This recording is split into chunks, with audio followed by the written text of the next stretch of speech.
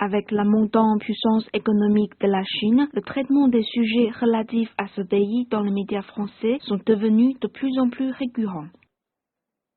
Les sujets touchent non seulement le peuple chinois, mais aussi ses immigrés en France. Pourquoi ils sont venus? Comment ils se sont intégrés? Selon le sinologue Pierre Picard, la communauté chinoise se présente comme un iceberg dont seule une facette semble connue. En Europe, la France est devenue le pays qui accueille le plus d'immigrés chinois, soit plus de 600 000 personnes. Par rapport à d'autres communautés immigrantes, la communauté chinoise est relativement discrète. Au moment de leur venue en France, dans les années 70, la plupart des Chinois, originaires du Sud, étaient sans argent. Du coup, ils préféraient concentrer leurs efforts dans les petits commerces. D'où la réputation en France d'une communauté tranquille. Ils vivaient tellement discrètement que c'est lorsque les boat people sont arrivés dans les années 75, certes asiatiques, mais à majorité de par leurs parents et grands-parents d'origine du sud-est de la Chine, ils étaient très dynamiques et plus que ceux du quartier de la région du Zhejiang qui sont installés vers République, ils ont ouvert des commerces avec des enseignes multicolores et donc ils ont donné un esprit de fête à ce quartier qui n'existait pas. Attirés par les infrastructures et les usines toutes proches, plus de Le triomphe économique de la Chine est omniprésent dans les médias français. L'affaire d'espionnage industriel dans les entreprises françaises, la vie des sans-papiers. Ces sujets, qu'ils soient sous forme documentaire ou traités via l'angle du reportage, intéressent beaucoup les journalistes français. Festival Nouvel An chinois, de repousser les esprits malins et d'attirer au passage. remise en cause de l'hygiène des traiteurs asiatiques, Nous choisissons 10 traiteurs. Une manifestation aujourd'hui dans le quartier de reportage sur les manifestations chinoises. la rue pour protester contre l'insécurité. Depuis plusieurs mois, la communauté chinoise se dit victime d'actes. La presse écrite française évoque aussi très souvent cette communauté. Vincent Moucaillard, journaliste du Parisien qui travaille sur la rubrique Société, a fait une enquête sur les hommes chariots. Ces clandestins chinois qui survivent difficilement à Paris. Aujourd'hui, que ce sont les nouveaux chiffonniers ou ces chiffonniers du 21e siècle, puisque voilà, ce sont des vrais récupérateurs. Avec l'argent qu'ils récoltent en vendant leurs petits trésors sur les marchés, ils se font un petit pécule de quelques centaines d'euros, jusqu'à 400 à 500 euros par mois, de l'argent qu'ils renvoient à leur famille restée en Chine. Et grâce à cet argent, ils peuvent vivre, mais effectivement, c'est très dur pour leur dignité. À la suite de son enquête, ce journaliste a pu avoir une vision plus complète sur cette population de sans-papiers chinois dans la capitale française. Ce n'était pas la première fois que les médias français s'engagent sur de tels sujets où s'entremêlent souvent les termes comme terre d'esclavage et travail au noir. Les sans-papiers, la prostitution, les scandales sanitaires, l'espionnage industriel semblent être les sujets dont les téléspectateurs français semblent plus friands. Mais pourquoi, quand il est question de la communauté chinoise, choisit-on toujours un angle négatif? Moi, j'ai une explication. Il se trouve que la communauté chinoise en France est très discrète et elle ne veut absolument pas faire de bruit. Donc, n'est absolument pas dans une logique de communication. Les Chinois ne vont pas inonder les rédactions de communiqués de presse pour leur dire venez à notre Nouvel An chinois, là précisément on a une action, c'est super, c'est très positif, ou par exemple quand il y a une réussite scolaire exceptionnelle dans des familles, les familles ne vont pas nous appeler pour nous dire venez voir, voilà, on réussit très bien. Donc finalement la communauté chinoise n'a pas entre guillemets ces attachés de presse pour promouvoir ces points positifs, et comme tout cela n'est pas mis en avant, c'est vrai que dans les rédactions on a tendance à voir que ce qui est négatif. Mais ce type de sujet exerce-t-il une influence au sein de la communauté chinoise? Vivons ensemble! Vivons en sécurité! Olivier Wang est un Français d'origine chinoise. Il représente une nouvelle génération d'immigrés chinois. Ses parents sont venus en France dans les années 70. Travailleurs et timides, ce sont deux thèmes qui résument le mieux leur caractère. Olivier a cependant un parcours scolaire et professionnel à Paris qui le différencie de ses parents. Quand il veut se tenir au courant de l'actualité, Olivier va chercher ses informations sur Internet et en regardant la télévision.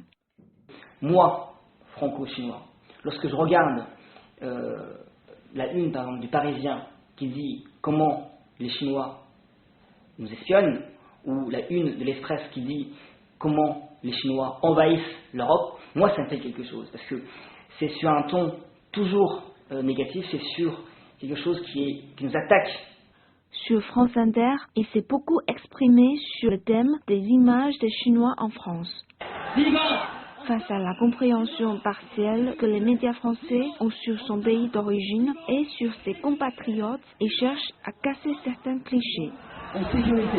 Donc on essaye autour de nous de dire, écoute, voilà, moi je ne mange pas tous les jours des chiens, je ne mange pas du chat, je ne suis pas sans papier, je sais parler français, j'ai un travail comme vous, voilà, je travaille à la poste ou je suis ingénieur, donc je suis comme quelqu'un comme vous. Voilà. Donc on essaye d'abord de dire ça. Et ensuite on va se réunir tous ensemble pour parler un peu plus peut-être aux médias. Pour dire aux médias, écoutez, voilà, venez nous voir, on n'est pas comme vous le dites.